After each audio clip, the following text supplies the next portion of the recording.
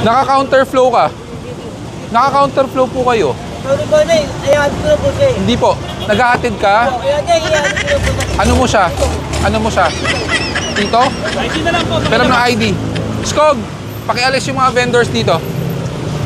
Yung truck, ulihin nyo. Bawal po kayo dito. Bike lane po to. Motor, dapat bawal ka rin dito. Makinig po muna kayo. Kahit malilate yan, napakadelikado ng ginagawa nyo kina-counterflow. Hindi mo alam? Hindi mo alam? Hindi mo alam delikado yung counterflow?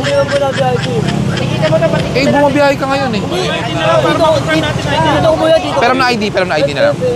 Hindi, siya pasahero, ikaw driver. Drive, bawal po kayo dito. Bike lane po to. Motor, dapat bawal ka rin dito. Makinig po muna kayo. Kahit malilate yan, napakadelikado ng ginagawa nyo kina-counterflow. Hindi mo alam? Hindi mo alam? Hindi mo alam delikado yung counterflow? Eh, bumabiyahe ka ngayon eh.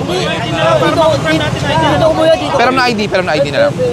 Hindi, siya pasahero, ikaw driver. Drive. Dito ko yan, ihatid ko na siya. Bakit ID ng tito mo? Eh, pasahero, ikaw driver. Pero ng ID mo? Wala ka rin lisensya. Ihatid ko na po siya. Hindi naman po kasi. Makinig ka muna. Kahit na ihahatid mo siya, counterflow ka. Yan ang problema sa inyo. Wala kayong lisensya, hindi nyo alam ang tamong safety. Ko pala ito eh. Hindi. Ano pangalan niya? Kasi, Hindi, ano nga Ano pangalan? pangalan ng tito mo? Ano pangalan niya? Hindi nga, tito mo sabi mo. Anong pangalan? Anong pangalan ng tito mo? Boss, doon ka.